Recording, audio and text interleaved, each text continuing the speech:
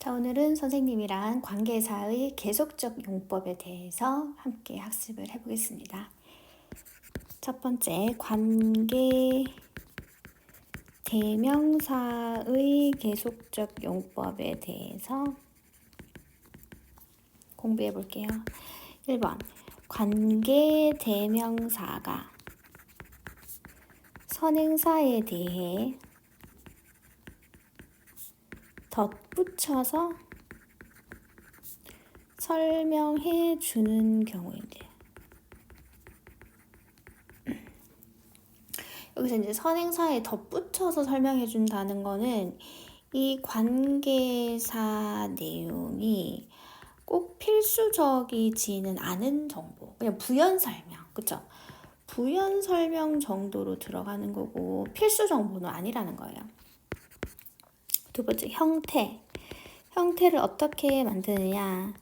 자, 콤마, 관계사 뒤에 콤마를 쓰고, 그리고 선행사 뒤에 콤마를 쓰고 관계 대명사를 써줍니다. 자, 계속적 용법에 사용될 수 있는 관계 대명사는 whom, whose, 자, which 이렇게 되고요. 대시랑 what은 절대 계속적 용법 콤마 뒤에서 사용할 수 없습니다. 자, 어떻게 만드느냐 방법에 대해서 학습을 해볼게요. 첫 번째, 선행사 다음에 콤마를 쓴다.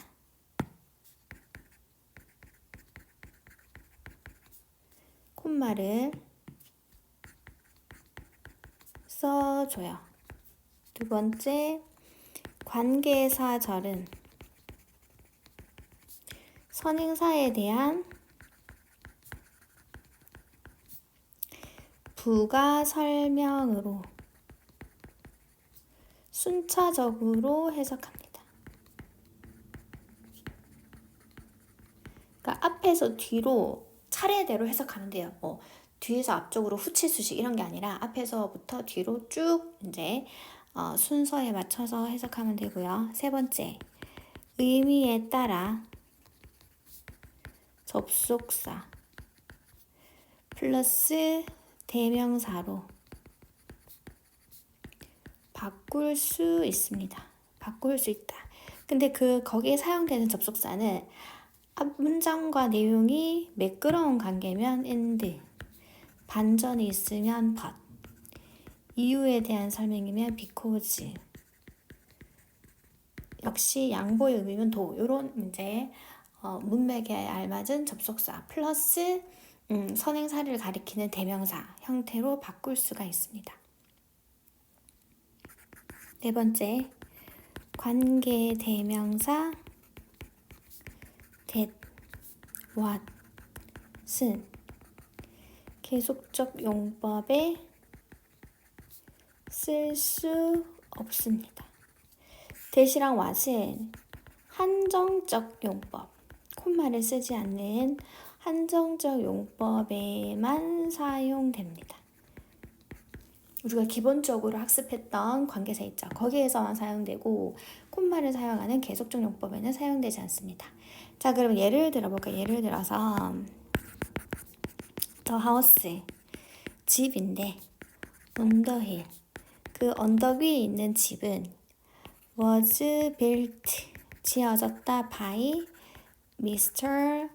White 씨에 의해서 지어졌는데 콤마 후 그 사람은 is a famous, 되게 유명한 architect, 건축가야. 그래서 언덕에 있는 집이 미스터 화이트 씨에서 지어졌는데 이 화이트 씨에 대한 이제 그 부연 설명이 콤마 후로 붙은 거죠. 근데 그 사람은 되게 유명한 건축가야. 그래서 콤마 후가 사용되었고, 여기서 만약 얘를 접속사 플러스 대명사로 바꾼다면 뭐 이제 앞뒤 문맥이 매끄러우니까 and 그리고 미스터였으니까 he is a famous architect, 유명한 건축가였다. 애초에 이제 관계대명사가 접속사 플러스 대명사의 역할이었기 때문에 그거를 관계대명사였던 것을 접속사 플러스 대명사로 풀어서 풀어서 이렇게 문장을 바꿔줄 수 있는 게 바로 계속적 용법입니다. 자, 네 번째, 계속적 용법에서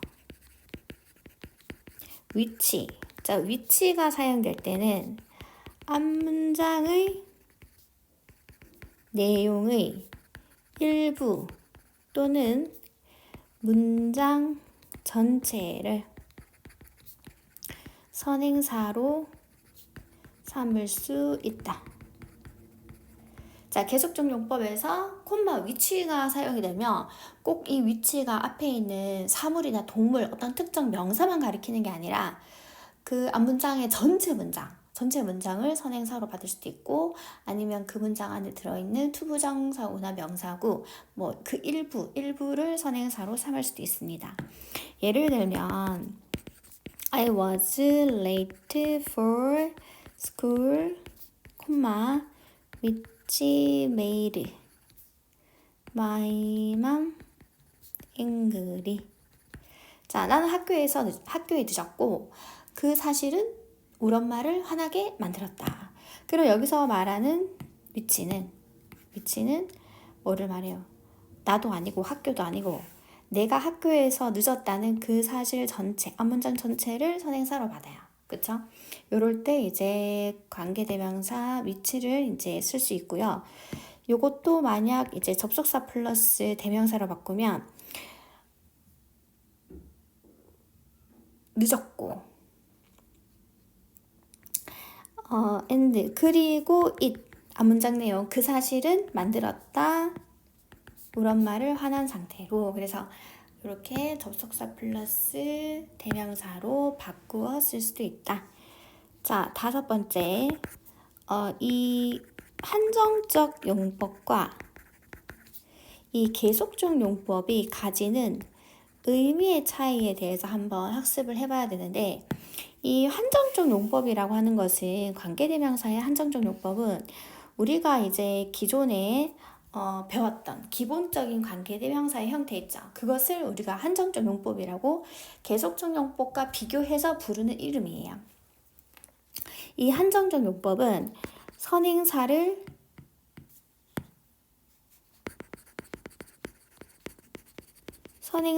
수식하면서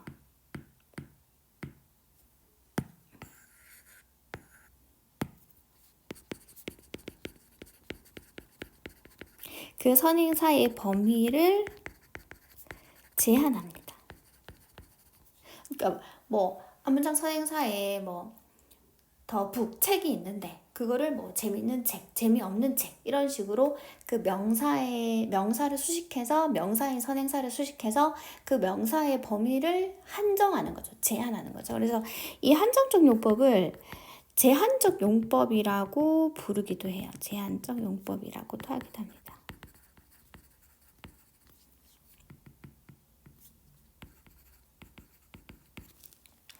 그리고 이 한정적 용법은 콤마를 사용하지 않습니다. 그런 계속적 용법은 선행사의 범위를 제한하는 게 아니라 선행사에 대한 추가 설명, 그러니까 부수적인 부연 설명이에요. 부연 설명.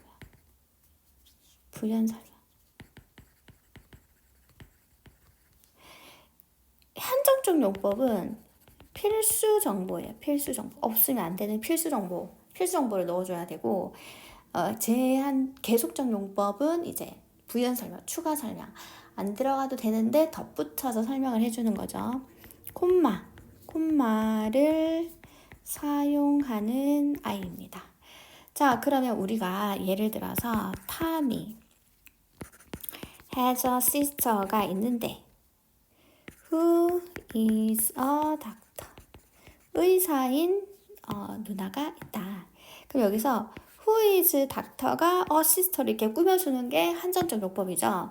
그러면 탐은 의사인 누나가 있다 이런 의미인데, 이 말은 의사인 누나는 한 명이야. 근데 의사가 아닌 누나들이 있을 수 있죠. 그래서 누나가 한 명 이상일 수도 있어요. 그럴 가능성이 있어요. 그러니까 몇 명인지 모르는 거. 누나가 몇 명인지는 모르겠는데 그 중에 의사인 누나가 한 명 있는 겁니다. 그런데 Tom has a sister, who is a doctor라고 하면은 이거는 탐이 한 명의 누나가 있어. 근데 그녀가 의사야. 이런 의미예요. 그러면 이제 누나가 한 명뿐인 거죠. 그래서 이제 콤마 있고 없고 의미의 차이 있습니다. 그런데 이거는 뭐냐면 문어체. 그러니까 글로 썼을 때만 드러나는 거예요. 콤마가 있고 없고는 말로 할 때는 표시가 안 나죠. 그래서 우리가 이제 글로 써져 있을 때 콤마 있고 없고의 그런 차이. 그러면 이번에는 관계사 중에서 관계부사의 계속적 용법에 대해서도 학습을 해볼게요. 자, 관계부사의 계속적 용법은 선행사에 대해 역시 부가적 설명을 해줄 때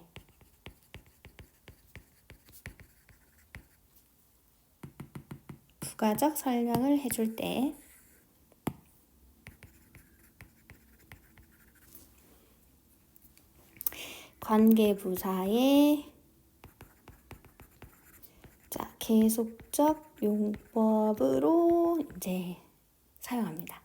두 번째, 방법은 역시 선행사 다음에 콤마를 써줘요. 두 번째, 한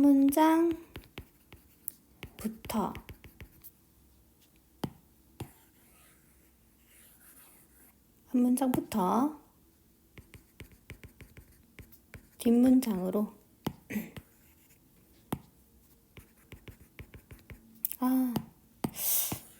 자꾸 말을 안 듣네요. 한 문장부터 뒷문장으로 순차적으로 해석합니다.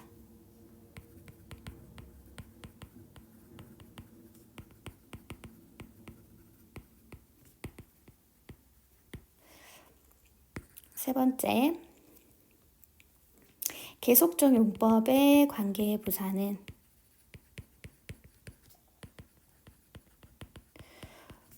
우리 그 관계부사가 when, where, how, why가 있잖아요.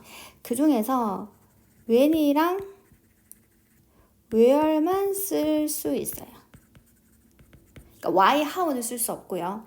자, 이 아이들도 접속사 플러스 부사로 바꿀 수가 있습니다. 근데 부사는 이제 when에 대해서는 시간이니까 then, 그때. where은 장소니까 그곳에서 there. 이런 이제 접속사 플러스 부사. 접속사의 종류는 마찬가지로 앞 문장 관계가 매끄러우면 and, 반전이 있으면 but 이런 이제 종류의 접속사를 사용하면 되겠죠. 예를 들어서 I went to the library. 나 도서관에 갔는데, where. 그곳에서 I saw 제니를 봤어. 그러면 여기서 이제 그 장소에 대한 부연 설명인 거예요. 그죠? 그 장소에 대한 부연 설명. 그리고 이 아이는 콤마가 있는 계속적 용법이니까 접속사 플러스 부사. 그쵸? 이렇게 바꾸어 쓸 수 있습니다. 자, 우리 오늘은 관계사의 계속적 용법에 대해서 학습을 해봤는데요.